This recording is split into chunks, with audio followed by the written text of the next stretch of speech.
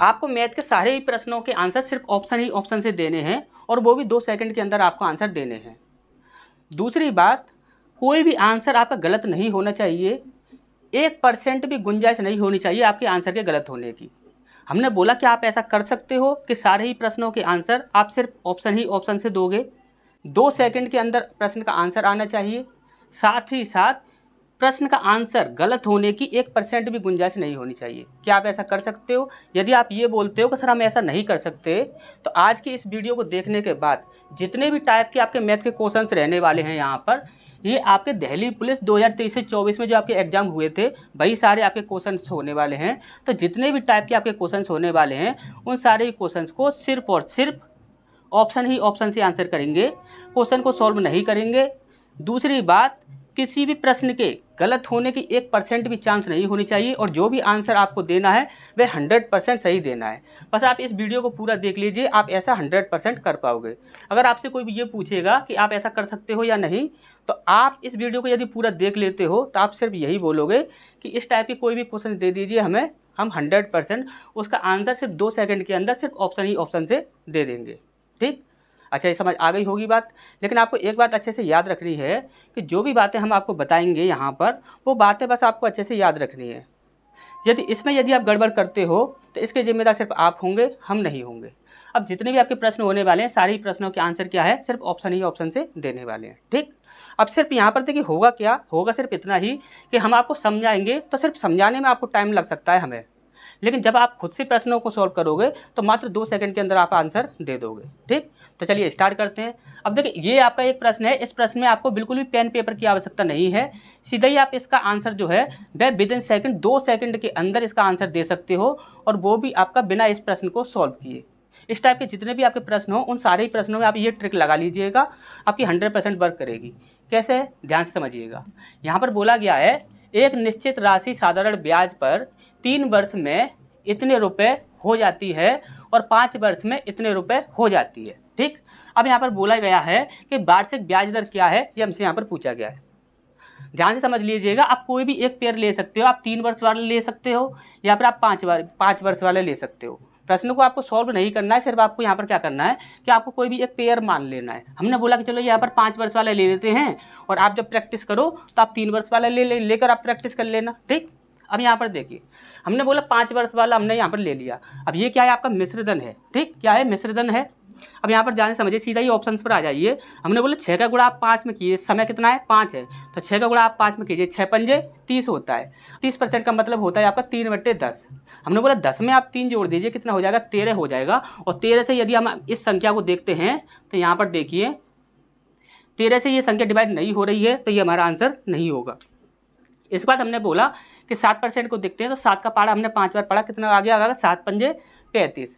अब 35% का मतलब कितना होता है, 7/20। हमने बोला 20 में आप 7 जोड़ दीजिए, कितना हो जाएगा, 27 हो जाएगा। और 27 जो है वह आपका 3 से डिवाइड होता है, और आप इस संख्या को देखिए, ये संख्या आपकी 3 से डिवाइड नहीं हो रही है, तो ये भी हमारा आंसर नहीं होगा। इसके बाद हमने बोला कि ये कितना आपका 4% है, 4 का गुणा आप 5 पे कीजिए, 5 चौक 20 हो जाता है। तो 20% का मतलब कितना होता है, 1/5। हमने बोला 5 को 7 आप 1 जोड़ दीजिए, कितना हो जाएगा आपका, 6 हो जाएगा। हमने बोला कि 6 से ये संख्या डिवाइड हो रही है, 6 से आपकी 3 संख्या डिवाइड हो जाती है, 6 जो है वह 3 से डिवाइड हो जाता है, और लेकिन ये संख्या आपकी 3 से डिवाइड नहीं हो रही है, तो 6 से भी ये संख्या डिवाइड नहीं होगी, तो ये भी हमारा आंसर नहीं होगा। अब इसके बाद यहाँ पर देखते हैं, हमारा बचा है आपका 5%। 5% का 5 का गुणा हम 5 में करेंगे, कितना हो जाएगा, 5 25। और 25% का मतलब कितना होता है, 1/4। हमने बोले 4 में आप 1 जोड़ दीजिए, कितना हो जाएगा आपका, 5 हो जाएगा। तो 5 से ये संख्या डिवाइड हो रही है, आप अच्छे से देख सकते हो, ये संख्या पूरी 5 से डिवाइड हो रही है, तो यही हमारा आंसर हो जाएगा, और कोई भी हमारा आंसर नहीं हो सकता। ठीक, अब देखिए नेक्स्ट क्वेश्चन को बिना पेन पेपर के कैसे सॉल्व करना है, सिर्फ ऑप्शन से ही, उसे देखते हैं। इसके बाद नेक्स्ट क्वेश्चन की ओर बढ़ते हैं। अब देखिए, ये आपका एक प्रश्न है, इस प्रश्न का आंसर सिर्फ आपको 2 सेकंड के अंदर देना है। 2 सेकंड के अंदर भी नहीं देना, सिर्फ 1 सेकंड के अंदर आप इस प्रश्न का आंसर देना है। कैसे दोगे, ध्यान से समझिए। हमने बोला कि यहाँ पर बोला गया है कि एक निश्चित राशि साधारण ब्याज पर 3 वर्ष के लिए 4% वार्षिक, अगले 4 वर्ष के लिए 8% वार्षिक, और 7 वर्ष के बाद की अवधि के लिए 12% वार्षिक पर उधार दी जाती है। यदि 11 वर्ष की अवधि के लिए प्राप्त साधारण ब्याज इतने रुपए है, तो राशि की गणना कीजिए। हमसे यहाँ पर मूलधन पूछा गया है और हमें यहाँ पर ब्याज दिया गया है। हमने बोला कि यहाँ पर हमको ब्याज दिया गया है, तो हमने बोला कि ब्याज किस संख्या से डिवाइड हो रही है। हमने बोला कि यहाँ पर देखते हैं, तो यहाँ पर ये 6 3 से डिवाइड हो जाएगा और 7 और 2 9, यानी कि ये संख्या जो है पूरी पूरी 3 से डिवाइड हो रही है। तो हमने बोला कि यहाँ पर देखिए आपकी कौन सी संख्या ऐसी है जो कि 3 से डिवाइड हो रही है। आपने बोला कि यहाँ पर ये संख्या जो है वह 3 से डिवाइड नहीं होगी, तो ये हमारा आंसर नहीं होगा। हमने बोला 8 और 2 10, ये भी 3 से डिवाइड नहीं होगी, तो ये भी हमारा आंसर नहीं होगा। हमने बोला 3 और 2 5, तो ये भी संख्या आपकी 3 से डिवाइड नहीं होगी, तो ये भी हमारा आंसर नहीं होगा। हमारा सिर्फ एक ही आंसर है ये, जो कि 3 से डिवाइड हो रहा है। ठीक, अब देखिए इस प्रश्न को यदि आप सॉल्व करते हो तो सॉल्व करने का तरीका क्या होता है, यदि किसी को ना पता हो तो वो हम आपको बता देते हैं। यहाँ पर बोला गया पहले वर्ष में जो है, देखिए एक है आपका पहला, एक है आपका दूसरा और एक है आपका तीसरा। ठीक, पहले के लिए क्या बोला 3 वर्ष और यहाँ पर 4%, तो 4 3 12, टोटल 12% हो गया। इसके बाद हमने बोला कि यहाँ पर कितना है 4 वर्ष 8%, तो 8 चौक 32% हो गया। इसके बाद हम यहाँ पर देखते हैं तो यहाँ पर कितना आपका 12% है, लेकिन 12% का यहाँ पर कितना टाइम बोला गया, 11 वर्ष बोला गया है। और यहाँ पर आप देखोगे तो यहाँ पर कितना टाइम हो गया, 3 वर्ष ये हो गया और 4 वर्ष ये हो गया, तो 4 और 3 कितना हो गया 7 हो गया। और 7 को आप 11 में से माइनस करते हो तो कितना टाइम आपका शेष बचा हुआ है, तो यहाँ पर आपका बचा हुआ है, यहाँ पर कितना माइनस करना है 4 और 3 7, 7 3 और 1 4, यानी कि 4 वर्ष आपका यहाँ पर शेष बचा हुआ है। तो यानी कि 12 का हम 4 से गिनटू करेंगे तो 12 चौक 48 होता है, यानी कितना हो गया आपका 48%। हमने बोला कि यहाँ पर इन सबको ऐड कर दो, तो यहाँ पर देखेंगे 40 50 60 70 80 88 89 90 और 2 92, टोटल कितना हो रहा है आपका 92% हो रहा है। टोटल कितना हो रहा है आपका 92% हो रहा है, यानी कि आपकी 92% की वैल्यू आपकी यहाँ पर कितनी है, ये आपकी ये दी हुई है, कितनी है आपकी 27600। हमने बोला 1% की वैल्यू कितनी हो जाएगी, तो आप यहाँ पर 27600 बट्टे यहाँ पर 92% लगा दोगे।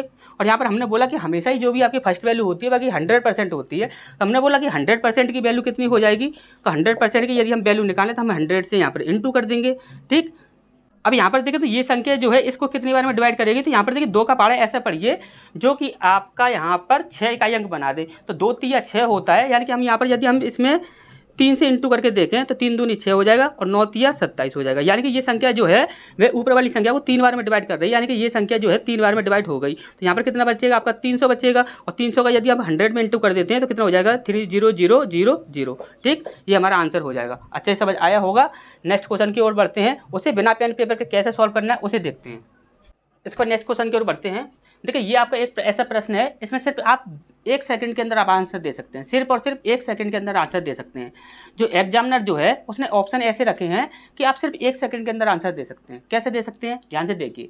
हमने बोला यहाँ पर पूछा गया है 1/3, 2/3 और 2/9 और 3/13 का महत्तम समावर्तक क्या होगा, यानी कि HCF हमसे यहाँ पर पूछा गया है। जब कभी HCF पूछा जाता है तो हम ऊपर वाली संख्याओं का HCF निकालते हैं और नीचे वाली संख्याओं का LCM निकालते हैं। हमने बोला LCM आपकी ऐसी संख्याएं होती हैं जो दी गई जो भी आपकी संख्या होगी, जो कि आपका LCM होगा वह दी गई सभी संख्याओं से विभाजित होना चाहिए। हमने बोला कि यहाँ पर हम यदि देखते हैं तो यदि देखिए 13 से यदि हम देखें तो 13 से आपका ये संख्या डिवाइड होगी नहीं, तो ये हमारा आंसर होगा नहीं। 13 से आपसे 160 डिवाइड होगी नहीं, तो ये भी हमारा आंसर होगा नहीं। अब बाकी की सारी जो संख्या है 13 9 3 और 3, इनसे सारी संख्याओं से आपकी ये संख्या भी डिवाइड हो रही है, ये संख्या भी डिवाइड हो रही है। अब हमारे पास 2 ऑप्शन है, एक डी है और एक ए है। आपको अच्छे से याद होना चाहिए कि LCM की यदि बात की जाएगी, यदि LCM की बात की जाएगी तो आपको छोटी संख्या लेनी है, और यदि HCF की बात करेगा तो आपको बड़ी संख्या लेनी है। तो यहाँ पर आप देखोगे तो यहाँ पर पूछे क्या बोला गया है, यहाँ पर हमसे महत्तम समावर्तक पूछा गया है। यदि हमसे यहाँ पर महत्तम समावर्तक पूछा गया है तो यहाँ पर छोटी संख्या कौन सी है, 117 है।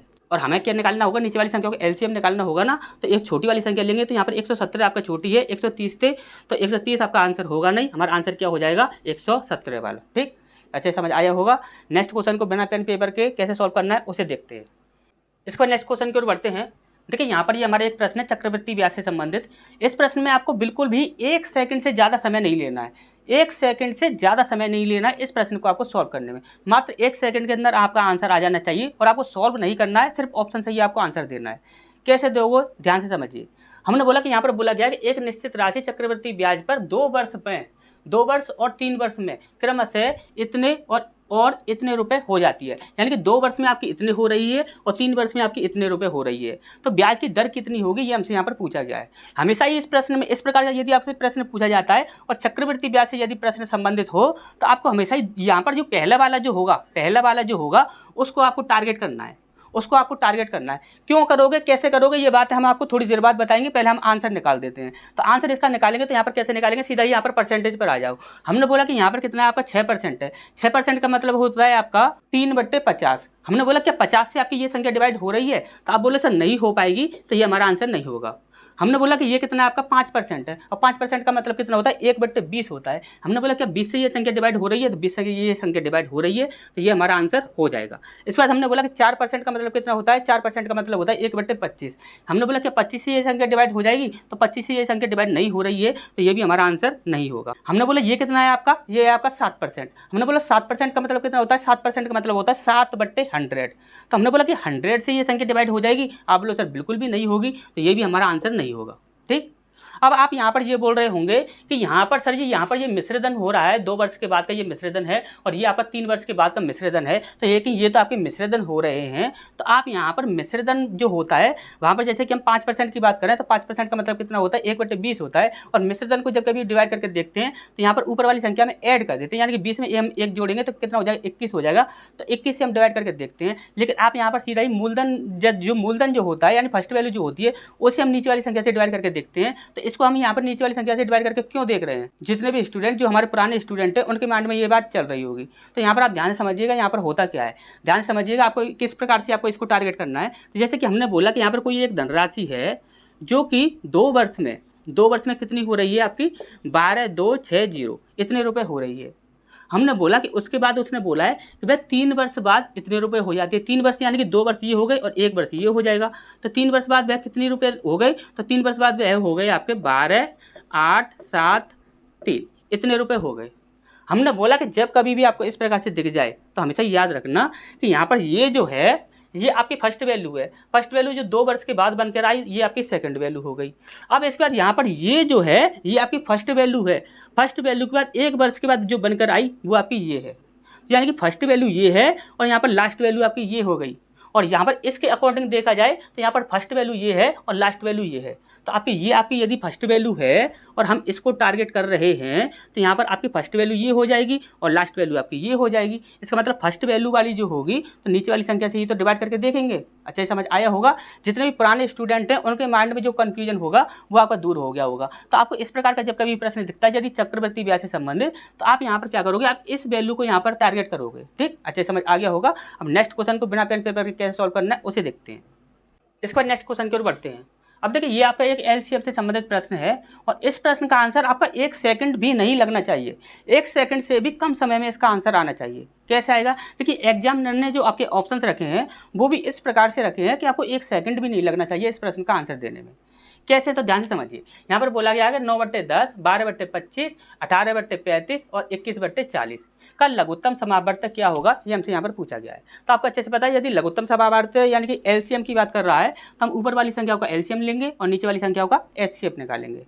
और एचसीएफ निकालते हैं तो आपको अच्छे से पता है कि यहाँ पर इसमें जो भी आपका एचसीएफ होगा वह इन सभी संख्याओं को विभाजित कर रहा होगा।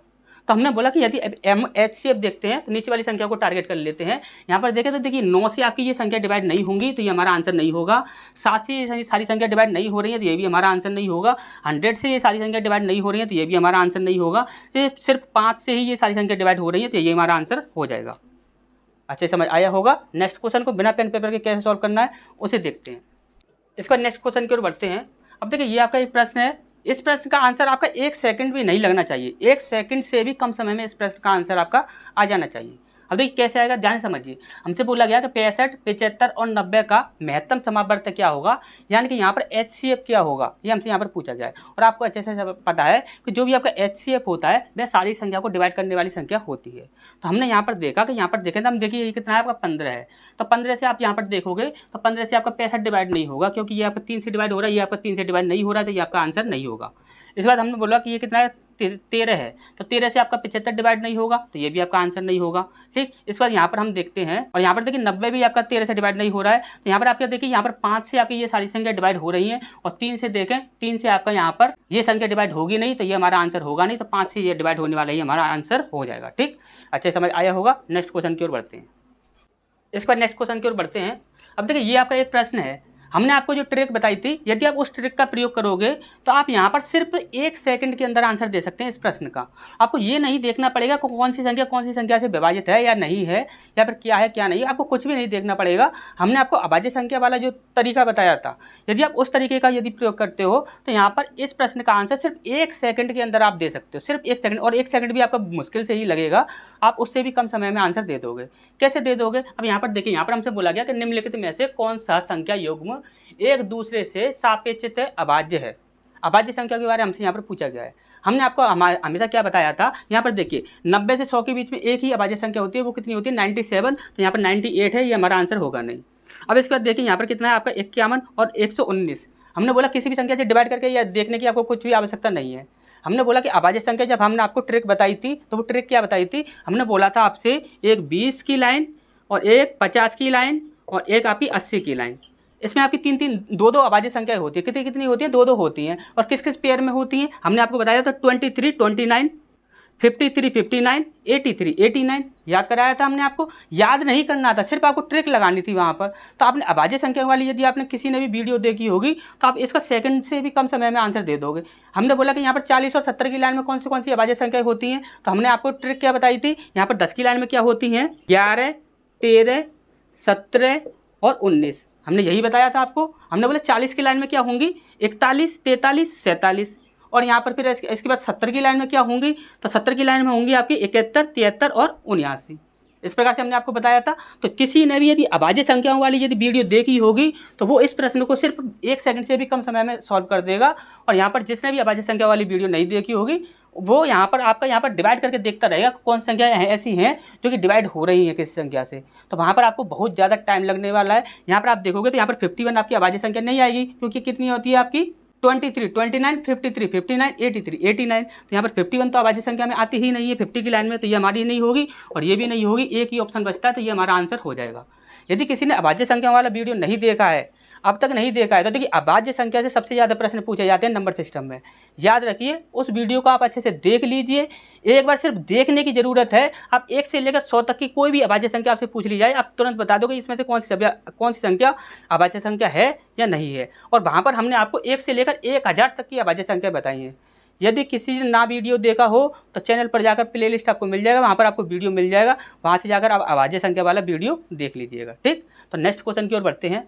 इस पर नेक्स्ट क्वेश्चन की ओर बढ़ते हैं। देखिए यहाँ पर एक प्रश्न दिया गया है, इसमें क्या पूछा गया है, 2000 रुपये पर 1 वर्ष के लिए 8% वार्षिक की दर से ब्याज को वार्षिक और अर्धवार्षिक रूप से चक्रवृद्धि किए जाने पर चक्रवृद्धि ब्याज के बीच अंतर ज्ञात कीजिए। हमें चक्रवृद्धि ब्याजों के बीच जो अंतर होगा वो हमें यहाँ पर ज्ञात करना है। यानी कि पहला, यानी कि 1 वर्ष के लिए तो आपका 8% है, उसके बाद अर्धवार्षिक के लिए भी बोला गया है। तो यहाँ पर वार्षिक और अर्धवार्षिक इन दोनों के बीच में यहाँ पर जो आपका अंतर रहेगा ब्याज का, वो हमें यहाँ पर निकालना है। अब यहाँ पर देखोगे तो 2 से आपके सारे ही ऑप्शन डिवाइड हैं, सिर्फ एक ऑप्शन डिवाइड नहीं है, तो ये हमारा आंसर नहीं होगा। ठीक, अब यहाँ पर देखिए, यहाँ पर 3 ऑप्शन मिल रहे हैं, हमें इससे सॉल्व करना होगा। अब सॉल्व करेंगे तो यहाँ पर कैसे करेंगे, तो ध्यान से समझिएगा। हमने बोला 1 वर्ष के लिए ब्याज कितना है आपका, तो 1 वर्ष के लिए आपका 8%।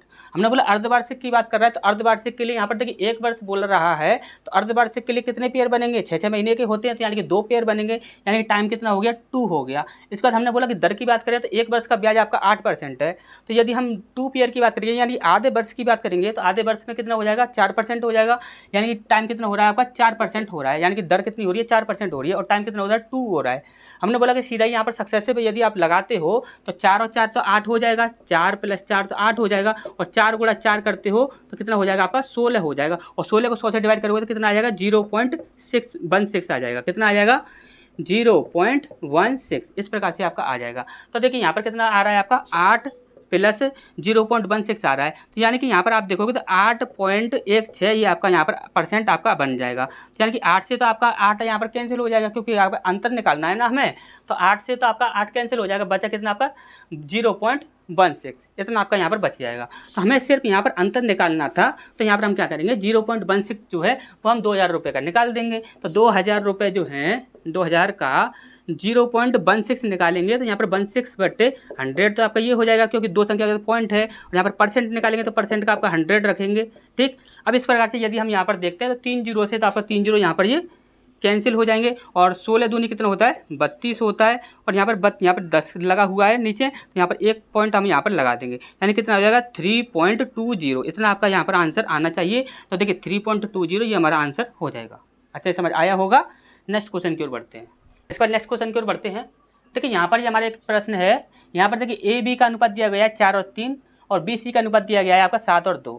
तो यहाँ पर ए बी सी का अनुपात यहाँ पर हमसे पूछा गया है। ठीक, तो काफ़ी इजी प्रश्न है, आप इजीली कर सकते हो, लेकिन आपको कम से कम समय में कैसे करना है वो चीज़ आप देख लीजिए। हमने बोला यहाँ पर देखिए, यहाँ पर दिया गया है बी और सी का, यानी कि जब कभी बाद वाला जो रेशियो दिया गया होगा उसको आपको टारगेट करना है। यहाँ पर उसको टारगेट करना है, तो यहाँ पर बाद वाला रेशियो कितना है बी और सी का है, यानी कि ए और बी का तो आपका पहले वाला रेशियो है, बाद वाला कितना है बी और सी का। तो बी आपका बीच में आ रहा है ना, तो हमने बी को यहाँ पर पकड़ लिया। हमने बोला 7 का गुणा 4 मतलब 7 चौक 28 होता है, तो 28 यहाँ पर भी है, यहाँ पर भी है, तो ये ऑप्शन कैंसिल, ये वाला ऑप्शन कैंसिल। इसके बाद हमने देखा कि यहाँ पर 7 का गुणा आप 3 में कर दो तो कितना हो जाएगा 7 या 21 हो जाएगा। तो यहाँ पर देखेंगे तो यहाँ पर आपका 21 नहीं है, तो ये आपका आंसर नहीं होगा। यहाँ पर आपका 21 है, तो यही आपका आंसर हो जाएगा।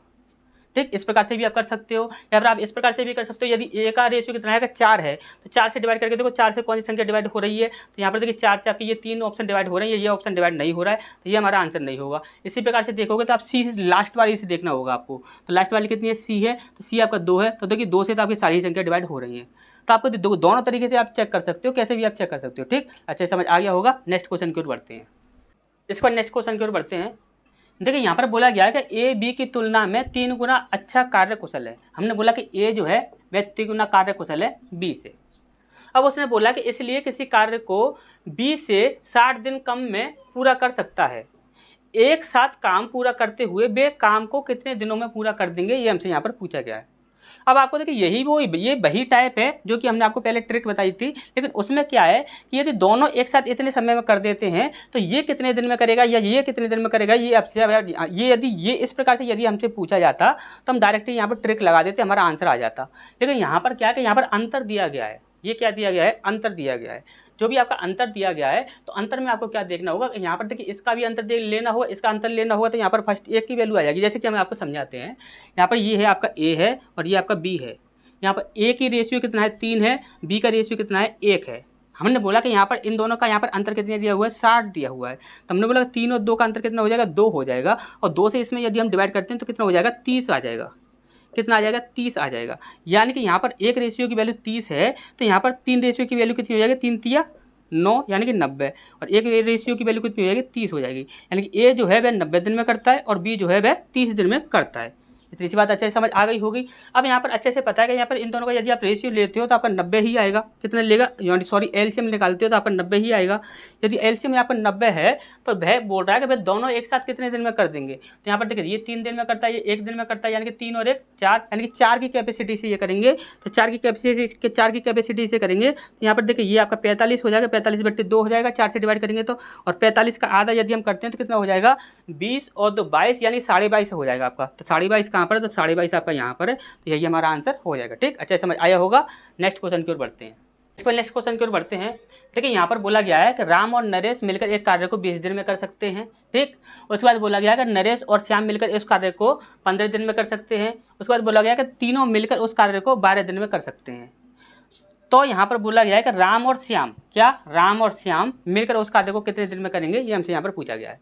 तो देखिए यहाँ पर आप डायरेक्ट ही यहाँ पर आंसर वैसे भी दे सकते हो, जैसे कि यहाँ पर देखिए यहाँ पर देखिए 20, 15 और 12, इनका यदि हम एलसीएम लेते हैं तो यहाँ पर कितना आ जाएगा आपका 60 एलसीएम आपका आ जाएगा। और यदि हम 60 एलसीएम को देखें तो यहाँ पर देखिए कितना बन रहा है आपका 60 बन रहा है। तो हमने बोला 60 को कौन सी संख्या डिवाइड कर रही है, तो यहाँ पर देखो 25 से डिवाइड करेगी नहीं, 28 डिवाइड नहीं करेगी, 26 डिवाइड नहीं करेगी, सिर्फ 20 डिवाइड करेगी। तो यही हमारा आंसर हो सकता है। ठीक, और इसे सॉल्व करके देख लेते हैं, सॉल्व करने पर क्या होता है। तो यहाँ पर देखिए यहाँ पर बोला गया, एक बोला गया आपका राम और एक बोला गया आपका नरेश। तो ये जो कार्य करते हैं 20 दिन में करते हैं। इसके बाद बोला गया है यहाँ पर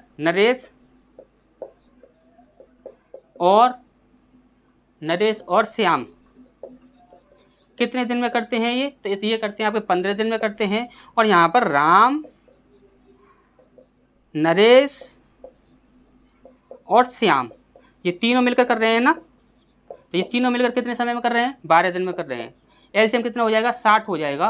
तो इनकी कैपेसिटी कितनी हो जाएगी 20 या 60, और इन दोनों की कितनी है 15 चौक 60 यानी कि 4 हो गई, और यहाँ पर 12 पंजे 60 हो जाते यानी कि 5 हो जाएगी। ठीक, अब यहाँ पर हमसे क्या पूछा गया था कि यहाँ पर राम और श्याम कहाँ पर है, तो यहाँ पर देखोगे, देखिए यहाँ पर देखिए, यहाँ पर राम और नरेश दिया गया है और राम और नरेश यहाँ पर दिया गया है। राम और नरेश की कैपेसिटी कितनी है 3 है, तो इन दोनों की कैपेसिटी कितनी है 3 है। यदि इन दोनों की कैपेसिटी 3 है तो यहाँ पर 5 है तीनों की, तो श्याम की कैपेसिटी कितनी हो जाएगी, 5 में से 3 घटा देंगे कितना हो जाएगा आपका 2 हो जाएगा। अब यहाँ पर हम यदि देखते हैं तो यहाँ पर देखिए यहाँ पर श्याम और नरेश की दी गई है, तो श्याम की यदि हम यहाँ पर रख देते हैं, यहाँ पर श्याम की 2 हो जाएगी, तो यहाँ पर देखिए दोनों की मिलाकर तो 4 हो रही है, यानी कि नरेश की कितनी हो जाएगी, नरेश की आपकी अभी 2 हो जाएगी, यानी कि नरेश की हमें यहाँ पर 2 मिल रही है। और यहाँ पर देखिए राम की हम यदि देखेंगे तो यहाँ पर टोटल 3 है, तो यदि नरेश की हम यहाँ पर माइनस करते हैं तो राम की आपकी 1 आ जाएगी। अच्छा, समझ आ गया होगा। तो राम और नरेश की कितनी हो गई, टोटल 3 हो गई, और 3 से यदि हम यहाँ पर डिवाइड करते हैं इसमें तो कितना आ जाता है आपका 20 आ जाता है, तो 20 ही हमारे यहाँ पर आंसर हो जाएगा।